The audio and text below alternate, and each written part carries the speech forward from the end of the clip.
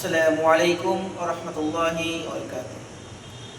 الحمد لله رب العالمين والعاقبة للمتقين والصلاة والسلام على سيد الأنبياء والمرسلين وعلى آله وصحبه أجمعين ومن تبعهم بإحسان إلى يوم الدين وبعد. فأعوذ بالله من الشيطان الرجيم.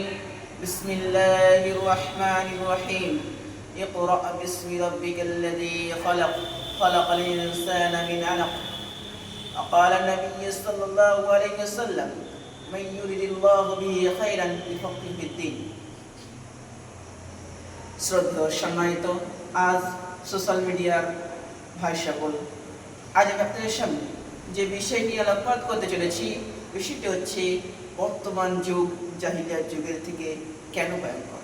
সম্মানিত উপস্থিতি, আমাদেরকে এই বিষয়ে আলোচনা করার পূর্বে ফিরে যেতে হবে সে জাহিলিয়াতের যুগের ইতিহাস দেখার জন্য। জাহিলিয়াত যুগে কেমন ছিল? তারা কি শুধুই বর্বর, নোংরা? তারা কি শুধুই জাহিল? না, তাদেরকে জাহিল বলা হয়েছে কারণ তারা শরিয়াতে জ্ঞান, দ্বীনি জ্ঞান থেকে বিমুখ ছিল। তারা দুনিয়াবি জ্ঞানে আমাদের থেকে প্রচুর এগিয়ে ছিল, হাজার গুণ, শত শত গুণ এগিয়ে ছিল। তার প্রমাণ হচ্ছে যে জাহিলিয়াত যুগে অনেক ঘরে ঘরে কবি দেখা যেত, কবিদের যুদ্ধ হতো। এমনকি পৃথিবীর মধ্যে সে জাহিলিয়াত যুগের মতো কবি এখনো পর্যন্ত জন্মগ্রহণ করেনি। অর্থাৎ এতে প্রমাণিত হয় যে জাহিলিয়াত যুগ ছিল একটি শিক্ষিত যুগ। সম্মানিত উপস্থিতি, এবার আমরা দেখে নেব যে তাদেরকে জাহিল বলা হয়েছে কেন। আল্লাহ রাসূল সাল্লাল্লাহু আলাইহি ওয়াসাল্লাম বলেন, মান ইউরিদুল্লাহু বিহি খাইরান ইফাক্কিহু ফিদ-দীন। আল্লাহ যাকে ভালো চান তাকে একদিনের জ্ঞান দান করেন। আর আল্লাহ সুবহানাহু ওয়া তাআলা কুরআন মাজিদের মধ্যে সর্বপ্রথম শিক্ষার কথা উল্লেখ করে বলেন, ইকরা বিসমি রাব্বিকাল্লাযী খালাক। তুমি পড়ো তোমার প্রভুর নামে যিনি তোমাকে সৃষ্টি করেছেন। আল্লাহ সুবহানাহু ওয়া তাআলা এখানে দুনিয়াবী শিক্ষার কথা বলেননি। এখানে বলছে যে ওহীর জ্ঞান অর্জন করতে হবে, এখানে বলছে তাওহীদের জ্ঞান অর্জন করতে হবে। এবারে আসুন যে আমাদের জানতে হবে যে জাহেল কাকে বলে। কোনো ব্যক্তির মধ্যে যদি দ্বীনি জ্ঞান, শরঈ জ্ঞান না থাকে, অথচ তার মধ্যে যদি দুনিয়াবি জ্ঞানে ভরপুর থেকে থাকে, তাহলে তাকে জাহিল বলা হচ্ছে। প্রমাণ, মান ইউরিদুল্লাহু বিহি খাইরান ইফাক্কিহু ফিদ-দীন। এই হাদিস থেকে প্রমাণিত হয় যে দুনিয়াবি সফলতা, দুনিয়াবি অর্থ, দুনিয়ার সুখ আল্লাহর ভালোবাসার প্রমাণ নয়। আমরা অনেকে মনে করি যে আল্লাহ সুবহানাহু ওয়া তাআলা ওকে অনেক ধন সম্পদ দিয়েছে, ওকে অনেক কোটিপতি করেছে, তার ফলে আল্লাহ সুবহানাহু ওয়া তাআলা ওকে ভালোবাসে না। ধারণা ভুল। আল্লাহ একজন কাফেরকেও সম্পদ দেয়, একজন মুমিনকেও সম্পদ দেয়, তাহলে কাফেরকে আল্লাহ সুবহানাহু ওয়া তাআলা ভালোবাসে? কখনোই নয়। সম্মানিত উপস্থিতি, আল্লাহ ভালোবাসা দেখতে গেলে দেখতে হবে তার মধ্যে কতটা তাকওয়া আছে, সে কতটা আল্লাহর ভীরু হতে পারে। আজ বর্তমান সমাজ জাহিলিয়াতের সমাজ থেকে বেশি ভয়ঙ্কর। মেন পয়েন্ট হচ্ছে এটাই। সম্মানিত উপস্থিতি, আজ বর্তমান সমাজ জাহিলিয়াতের থেকে বেশি ভয়ঙ্কর কেন বলছি? কারণ জাহিলিয়াত যুগে শিক্ষা ছিল, দুনিয়াবী শিক্ষা ছিল, তারা সর্বশীর্ষে অবস্থান করত। কিন্তু আজ যদি বর্তমান সমাজে লক্ষ্য করি, বড় আফসোস হয় যে তারা নিজেদের ভালো বুঝতে পারে না, তারা নিজেদের ভালো জানতে পারে না। তারা এমন সমাজে এমনও লোক আছে যারা কোনটি খাদ্য কোনটি অখাদ্য সেটি বাছাই করতে পারে না।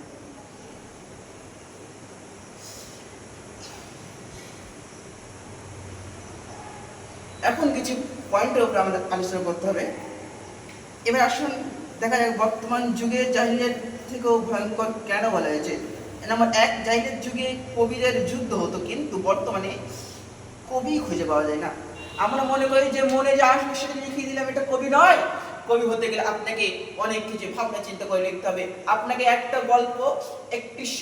গল্প 4 লাইন লেখনের মধ্যে ফুটিয়ে তুলতে হবে, 1 ঘন্টার গল্প। তাহলে সে ভাবনাটি অত সহজ নয়।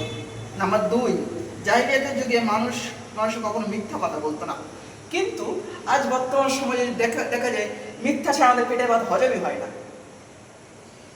তাহলে জাহিলিয়াত থেকে অজ্ঞ যুগ, আমি এই যুগকে বলবো, কোন যুগকে বলবো? আর আল্লাহ সাল্লাল্লাহু আলাইহি ওয়াসাল্লাম বলেন, আয়াতুল মুনাফিক সালাস, ইযা হাদাসা কাযাব ওয়া ইযা ওয়া'আদা আখলাফ ওয়া ইযা তুমিনা খান। মুনাফিকের আলামত হচ্ছে 3টি। কোনো মুমিন ব্যক্তি মুনাফিক হতে পারে না, আর কোনো মুনাফিক মুমিন হতে পারে না। অর্থাৎ মুনাফিক আলামত হচ্ছে তিনটি। ইদা হাদ্দাসা কাযাব, যখন সে কোনো কথা বলবে, মিথ্যা কথা বলবে। এর মধ্যে সর্বপ্রথম পয়েন্টিং করা হয়েছে মিথ্যা কথা। অর্থাৎ কোনো মুসলিমের এটাই উচিত হবে না যে সে উঠতে বসতে সর্বসময় মিথ্যা কথা বলে। আড্ডায় একই চলে হোক কিংবা বাস্তবে হোক, তাকে কখনো মিথ্যা কথা বললে হবে না, তাহলে সে মুমিন থাকতে পারবে না। নাম্বার 3, তারা পাপকে পাপ মনে করে না। জাহিলিয়াত যুগে তারা অন্যায় করলেও অন্যায়কে অন্যায় বলে স্বীকৃতি দিত, কিন্তু বর্তমানে কেউ যদি অন্যায় করে আর তাকে যদি বলা হয় যে ভাই তুমি ভুল করেছো, তুমি এই ভুল থেকে শুধরে নাও, তাহলে সে বলে আমি কখনো ভুল করতে পারি না। আমার মতো একজন মান্যগণ্য ব্যক্তি কখনো ভুল করতে পারে না, কখনো ভুল করতে পারে না। অর্থাৎ তারা পাপকে পাপ মনে করছে না। পাপকে পাপই মনে না করেন, তাহলে আপনি সেই পাপ থেকে ফিরে আসবেন কিভাবে? নাম্বার 4, তারা নিজের শত্রুদের ব্যাপারেও কখনো মিথ্যা কথা বলে না। প্রথমে বলেছে মিথ্যা কথার কথা। এমনকি সে যদি তার নিজের শত্রু হয়ে যায়, ধরুন কোনো একজন ব্যক্তি আমার শত্রু, তাহলে আমার সেটা উচিত হবে না যে আমার শত্রু হলেও তার নয় মিথ্যা কথা বলে তাকে ফাঁসিয়ে দেওয়া। যে প্রমাণ দেখতে চাই, তাহলে দেখা যাবে যে একজন কাফেরকে ডাকা হয়েছিল একজন বাদশার কাছে, হিরাক্লিয়াসের কাছে। তো সে কাফেরকে আল্লাহ রাসূল সম্পর্কে জিজ্ঞাসাবাদ করা হচ্ছে, কিন্তু আল্লাহ রাসূল সাল্লাল্লাহু আলাইহি ওয়াসাল্লাম সম্পর্কে কোনো মিথ্যা কথা, কোনো মিথ্যা অভিযোগ তিনি দেননি। তখন সে হিরাক্লিয়াস বলছে যে এই কথা যদি সত্য হয়ে থাকে, তাহলে আমার পায়ের নিচে যে মাটি রয়েছে সেই মাটিও একদিন তার অধীনে হয়ে যাবে। তাই আমাদেরকে সর্বদা মিথ্যা থেকে দূরে থেকে সত্যবাদী হওয়ার চেষ্টা করতে হবে। একজন মুমিনের কর্তব্য হচ্ছে সে যেন সত্যবাদী হয়, সে যেন মিথ্যা থেকে দূরে থাকে। নাম্বার 5, তারা সবসময় শিরক করতো না। যখন বিপদে পড়তো কেন মতো তখনই শিরক করতো। আমরা মনে করি যে জাহিলিয়াত যুগে শিরকে ভরপুর ছিল, তারা সবসময় শিরক করতো না। তারা সবসময় শিরক করতো না। যখন বিপদে পড়তো তখন তার শিরক থেকে মুখ ফিরিয়ে নিত, তখন আল্লাহর কাছে মাথা নত করতো, আল্লাহর কাছে চাইতো। তারা খুশির সময় শিরক করতো। তো উপস্থিতি, এই যে বাস্তব প্রমাণ দেখতে চান, তাহলে দেখা যাবে যে তারা যে শিরকি করে থাকে, তারা যে আল্লাহ সুবহানাহু থেকে না মানে, তাহলে আল্লাহ রাসূল সাল্লাল্লাহু আলাইহি ওয়াসাল্লাম পিতার নাম আব্দুল্লাহ হলো কিভাবে? আল্লাহর বান্দা এই নামটি হলো কিভাবে? এখানে বোঝার ব্যাপার আছে। তারা আল্লাহকে মানতো, আল্লাহকে জানতো, আল্লাহকে বিশ্বাস করতো, আল্লাহকে চাইতো। তারা শিরক করতো কখন? যখন তারা খুশি থাকতো। কোনো বিপদে পড়লে একমাত্র আল্লাহর কাছেই চাইতো। আল্লাহ সুবহানাহু ওয়া তাআলা ইবনে কুরআন মাজিদের মধ্যে একটা আয়াত ঘোষণা করছেন যে তারা মূর্তি পূজা করে। কি জন্য? যে মূর্তির মাধ্যমে তারা আল্লাহ সুবহানাহু ওয়া তাআলার কাছে কোনো কিছু চাইবে। আর বর্তমান সময় দেখেন, তারা মূর্তি পূজা করতে, আমরা পীর পূজা করি। তারা দেবতাকে মাটির উপরে সিজদা দিত, আমরা মাটির নিচে সিজদা দিই। তাহলে জাহিলিয়াত থেকে অজ্ঞ বলবো না, কাকে অজ্ঞ বলবো? সে মূর্তিকে সিজদা করতো, সে জানতো যে মূর্তি কিছু করতে পারে না। তারপরেও আমরা জীবিত মানুষের কাছে চাওয়া বেঁধে রেখে আমরা মৃত মানুষের কাছে চাচ্ছি। তাহলে এই যুগকে জাহিলিয়াতের যুগের থেকে অজ্ঞ যুগ বলবো না, কোন যুগকে বলবো? সময় তো উপস্থিতি, যে মৃত মানুষ সে নিজে কল্যাণ দেখতে পারে না, সে নিজেকে কল্যাণ করতে পারে না, সে আপনার উপকার কিভাবে করবে?